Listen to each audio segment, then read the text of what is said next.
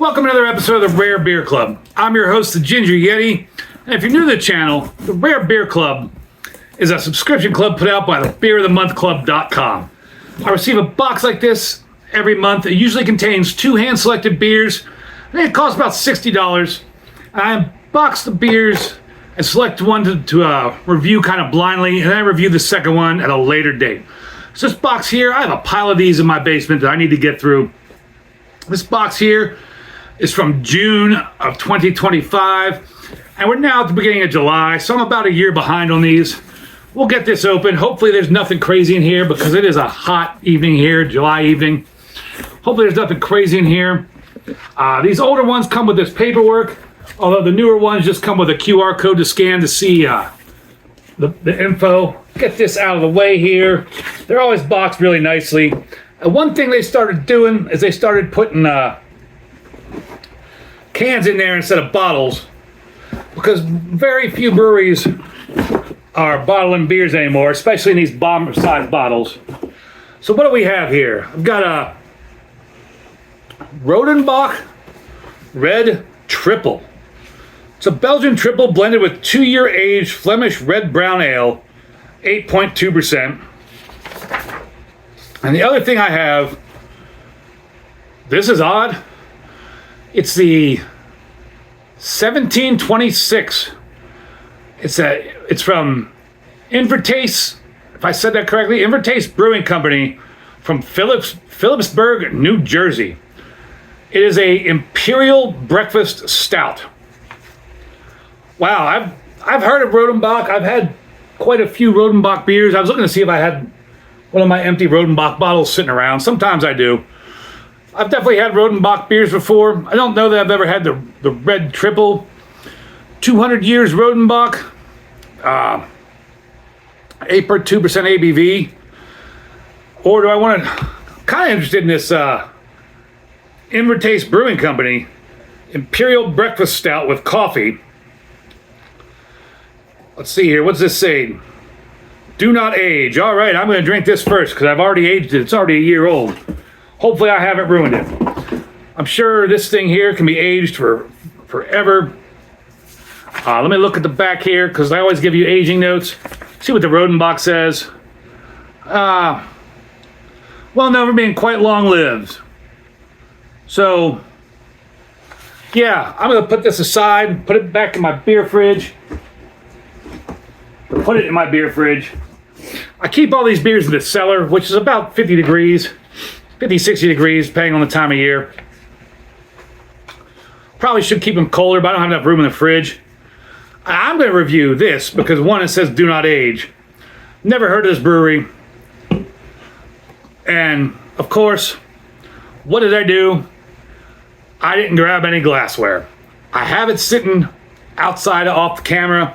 So I'm going to go grab the glassware. It always says tulip, snifter, or tiku. I've got some snifters. I'll be right back.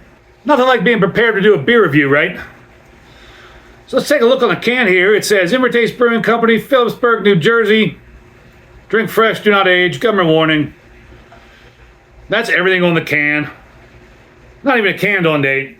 But this has got to be at least a year old. However, it is a 9% stout, so it should be able to handle some age. So let's look at the paperwork here. The story of the family-owned Invertase Brewing Company begins like that of so many other craft breweries we've encountered over the years. With a simple home brewing kit, 14-year-old Steven Zolnay gave one to his dad, Steve, for Father's Day. And despite their first primitive batch coming out pretty crappy, as they made a total mess of the kitchen, it was the start of a multi-year journey for this home brewing father and son team. By the time he was in college, Steven was producing some truly excellent beers and competing successfully in home brewing competitions. After graduating college with a degree in mechanical engineering, Steven worked in the engineering field for a few years until deciding he was finished. Steven worked in the engineering field for a few years until deciding he was finished looking out over a sea of cubicles every day. That sounds like Office Space to me. He called up his dad and propositioned they start their own brewery, and within 6 months they were at work personally building their brewery in Phillipsburg, New Jersey. When they opened for business in October 2019, they had just 4 taps. October 2019, that'd be a rough time to open a brewery. They had just 4 taps, but their growth since then has been dramatic. They expanded their selection and built out their tap room with their largest beer garden in the Garden State, where they host live music and events. The team is currently working hard on a second location, which will be in Lambertville, New Jersey. Scheduled to open soon this year. This is from last year, so maybe it's already open. It'll feature a tap room and a smaller brewery to augment their main facility. The name Invertase is a nod to an enzyme that works on sugars, and it's an appropriate moniker for this extremely scientific-oriented brewery. In addition to brewmaster Steven's mechanical engineering background, Steve's background is in biochemistry, while mom Karen is a microbiologist. That's a hell of a team right there.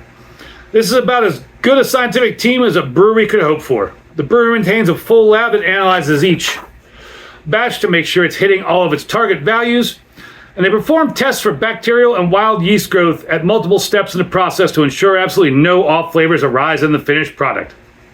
You may be wondering what the name 1726 stands for.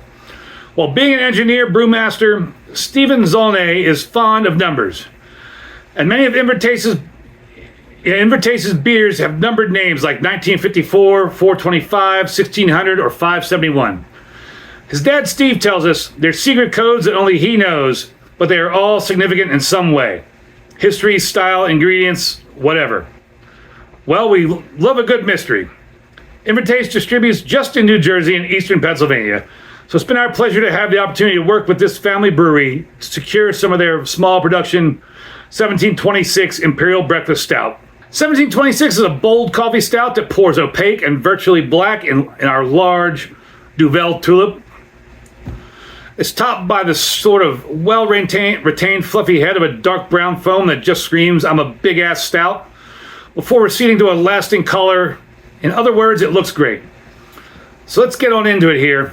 Of course, I'll put the Beer Advocate and Untapped down there as I open this up and pour this out.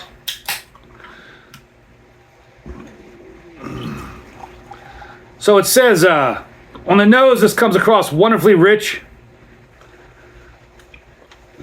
Led by prominent, robust coffee notes at the center of a multitude of inviting aromas.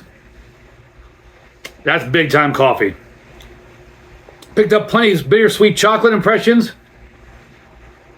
Yeah, I picked up the bittersweet chocolate and the big time coffee. In addition to coffee notes, along with touches of scorched toast. I don't know about scorched toast. Dark caramelization, yeah. Notions of fresh leather. No. Shades of roasted nuts and hints of ash and smoke, plus a touch of sawn wood and earthiness. Once again, I think they make a lot of nonsense just to fill a page. And yeah, that is very dark brown to black. That's going to be in the 40s on my SRM chart. About a finger's worth of tan head that's clean in the glass, sticking around. Looks like a tasty, delicious coffee stout. Perfect on this hot evening, right? A big, bold coffee stout on a hot summer evening.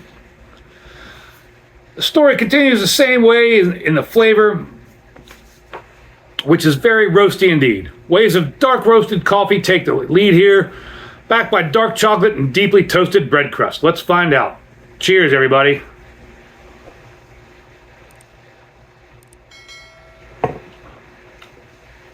Coffee, dark chocolate for sure.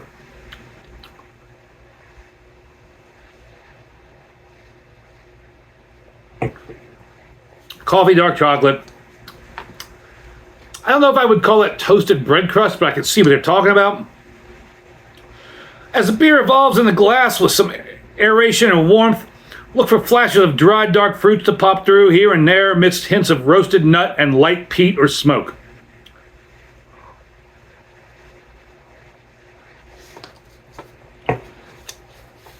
I guess there is kind of a nuttiness to it. Hops add further decoration with a certain earthy, spicy, and zesty character. There is some earthiness to it. And the malty core retains some residual sweetness. There is some sweetness to balance the bitter elements. While building with warmth over time, that sweetness never steps over the line into cloying. The stout maintains an impressive balance that's ultimately quite dry. Yeah, it is dry. From the prominent roast, healthy hop bitterness, and elevated alcohol level. Smooth, creamy, and certainly full-bodied. Yeah, I agree with all that. Without being excessively chewy.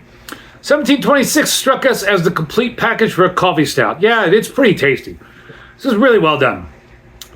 The brewery urges us aging and pairing notes. The brewery urges us to drink 1726 fresh and recommends against aging.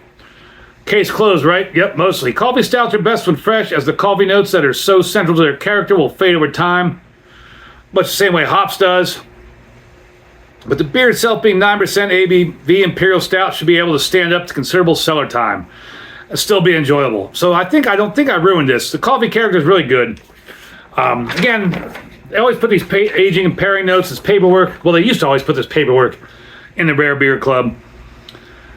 I've never heard of this brewery. For the most part, those descriptions are pretty accurate.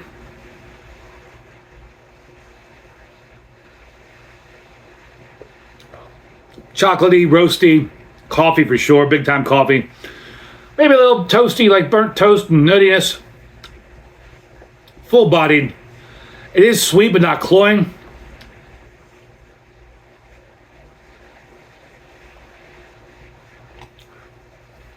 I'm not getting any real warming off that 9%, but it is like a very hot day here in Cleveland.